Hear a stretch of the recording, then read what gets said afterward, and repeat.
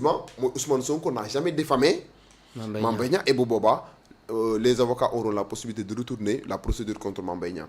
Et si les avocats de Ousmane Sonko parviennent à retourner la procédure contre Mame Mbaye Niang, le préjudice sera incommensurable. Parce que Albourakh bu fekkente ne Ousmane Sonko danoo wax ne Mame Mbaye Niang daf ko diffamé ñu wax ne Ousmane Sonko li mu def Mame Mbaye Niang dafa rëy. dafa rëy ba tax ñu estimer le préjudice à hauteur de 200 millions. mais à fortiori. bu fekkente ne par exemple dem nañ ba constater ne ndekete Ousmane Sonko li mu doon wax dëgg la si on retourne la procédure contre Mame Mbaye Niang le préjudice sera incommensurable parce que loolu moo empêché Ousmane Sonko. mu nekk candidat à l'élection présidentielle. On a privé des Sénégalais d'un droit fondamental, un droit constitutionnel, le droit de voter. Parce que Sénégalais yu bari doon xaar Ousmane Sonko nekk candidat ñu voté comme loolu moo taxoon ay nit ñàkk seen bakkan cette procédure là a provoqué woon na des pertes de vie humaines conduire na Ousmane Sonko à ce que mu muté li nga xam ne tey jii moom mooy këram au nom de sa famille. Très bien. Avec des frais des frais de notaire yoo xam ne évalué nañ ko à 22 millions. D'après ses avocats. Donc pour vous dire que tey jii bu ñu retourner la procédure contre Mame Mbaye Niang mais le préjudice sera incommensurable.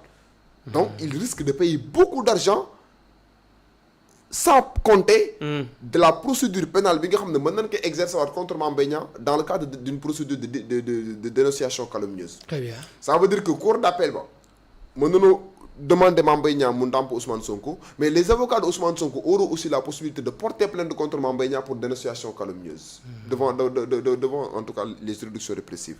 Donc juste pour vous démontrer que l'aboutissement en tout cas de cette procédure envisagée dans le cadre de la révision du procès bi nga xamante ni si lañ nar a dem donc mën na am ay conséquences en tout cas yu désastreuses sur la personne de Mame Mbaye Niang. Très bien alors mbir mi yóbbaat nañ ko Cour suprême démb waaye dafa mel ni dafa am leneen lu bees loo xam ne tey xeet bi de libération moom la daal di dikkaat ndax yooyu itam mën na gën a leeral mbir yi nga xam ne boobaak léegi li tax ñu ubbiwaat que moom mooy dafa am élément nouveau bu bees ci mbir yi. oui man li ma jàpp. oui li ma jàpp mooy l'existence en tout cas de ce rapport tant allégué dina nekk leen loo xamante ne ni une pièce maîtresse une pièce très déterminante en tout cas dans le cadre de la procédure de révision et il suffit juste tey ji Albourakh nga lire les dispositions de l'article 92 de la loi organique sur la Cour suprême et foofu am na benn sew-sew boo xam ne bëgg naa ko purger bëgg naa leeral sénégalais yi parce que am na ñuy allégué am na yenn juristes yu wax ne loi d'amnistie bi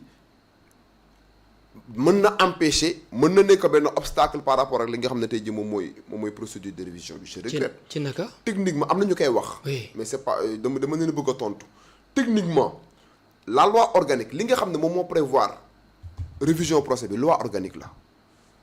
très bien te loi organique moom mooy ñëw après les lois constitutionnelles en droit dafa am ce qu'on appelle la hiérarchie des normes il y a une règle en droit qui voudrait que les normes soient hiérarchisées. dañoo ëppante doole. loi constitutionnelle loi organique moo ci topp yeneen loi yi door a ñëw les lois ordinaires li nga xam ne tey jii moom mooy la loi d'amnistie loi ordinaire la loi ordinaire moo nekk en deçà d'une loi organique. très bien à partir du moment où la loi bi nga xam ne moom moo nekk loi d'amnistie dafa nekk loi ordinaire nekk en deçà d'une loi organique loolu mënul nekk un obstacle par rapport ak li nga xam ne tey jii moom mooy la révision du procès on peut bel et bien réviser ce procès là pour la bonne et simple raison que l'article 92 de la loi organique sur la Cour suprême ayant prévu la procédure de révision dans la pyramide des légalités en tout cas dans la hiérarchie des normes juridiques une loi organique moom moo nekk supérieure à une loi ordinaire. Donc de ce point de vue là sur le plan du droit rien ne s'oppose en tout cas à cette procédure de révision qui est envisagée. D'accord alors ñu ngi wax itam que parmi celles-ci poursuit le journal figure le rapport de l'inspection générale des finances IGF sur la gestion du Prodac objet de l'affaire le document en question constitue la 9e et dernière pièce partagée oui. Tout à fait parce que risque bi amoon Albourakh. Est-ce que xam nga ne même Ousmane Sonko au moment de son procès xam nga ñàkk indi rapport moo tax ñu condamné ko. mais man gëm naa ne même bu amoon à sa disposition le rapport période boobu noonu su du ko génne. c'est le document. oui parce que bu ko génne woon. oui les gens avaient déjà préparé une autre incrimination beaucoup plus grave que la diffamation moom mooy le reçu de document administratif que vous venez de citer. très bien. maintenant moo tax ma utiliser sànq l'expression un heureux hasard. parce que présentement il est le patron de l'administration. il a à sa disposition tous les rapports yi nga xamante ne tey jii nii am na donc position en tant que premier ministre moo ko permettre li nga xam ne nëbboon nañ ko ci ancien régime bi moom mu am ko à sa disposition léegi loolu day nekk une pièce incontournable pour la manifestation de la vérité et ça peut véritablement donner à ce dossier là bi nga xam ne ñëpp jàppoon nañ ne c'était déjà derrière nous une nouvelle tournure boobu nag le temps nous le dira et à partir du moment où parquet général visé wàllu na en tout cas dans ses communiqués ce rapport là mën nanoo jàpp ne en tout cas cette procédure là s'annonce véritablement alléchante pour Ousmane Sonko qui est le premier ministre du Sénégal. Très bien alors beneen dossier boo xam ne itam Sénégalais depuis démb ak léegi ñu ngi ci àddu ñeel Barthélémy Dias ak Abass Fall oui ndax ñoom ñaar war nañ demaat ca Cour suprême. Par rapport à quel dossier? Oui ñu ngi wax ci gestion mairie ak nañu ko jëlee boobu ak léegi. Bon dossier boobu moom je pense que Albourakh c'est déjà derrière nous. Oui parce que à partir du moment où la Cour suprême prononcé wu woon na déjà sur les différents recours yi nga xamante ne tey jii nii amoon na Barthélémy Dias il avait déjà exploré toutes les voies de droit qui s'offraient à lui et à partir du moment où la Cour suprême rendroon na déjà son arrêt yaakaar naa ne relativement ak référé suspension bi Barthélémy Dias dugaloon yëpp ak recours pour excès de pouvoir bi nga xam ne dugaloon na ko yëpp Cour suprême daf ko neenaloon je crois que c'est un dossier qui est déjà purgé. Barthélémy Dias n'a aucune chance sur le terrain du droit pour mën a revenir at fi nga xam ne tey jii moom mooy ci mairie de Dakar li nga xam ne tey jii moom la war a def mooy peut-être s'il a une autre préoccupation une autre ambition politique professionnelle mu dem ma def ko mais sur le terrain du droit aucune procédure ne peut être ouverte par Barthélémy Dias pour prétendre véritablement revenir aux manettes revenir à la mairie de Dakar c'est un dossier qui est derrière nous voilà.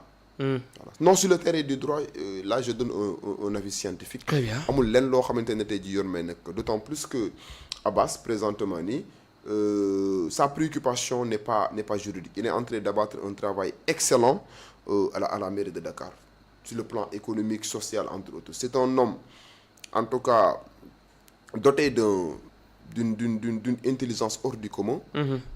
Quelqu'un boo xamante ne ni il a une posture de rassembleur travailliste Abass Fall et c'est quelqu'un sur qui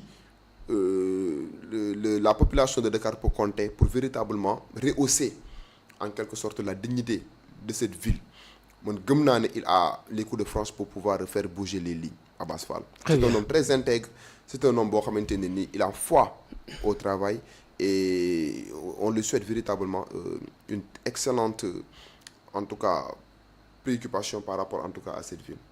jërëjëf Pape Ahmadou Mbaye fàttali leen yi nga xam ne ñoo ñuy bàyyi xel que moom la ñu daal di dalal tey jile alors ci beneen dossier boo xam ne ci wàllu justice la barki démb la woon moom Binta mécanicienne oui la ñuy teg seen ndodd nag Pape Ahmadou Mbaye dafa mel ni diis na ndax bokk na ci association de malfaiteurs détournement de mineurs incitation de mineurs à la débauche oui yooyu ñu teg seen ndodd jàpp nga ni bu fekkee ne lañ leen di toppee dëgg la mën nañu tëdd ñaata caayat.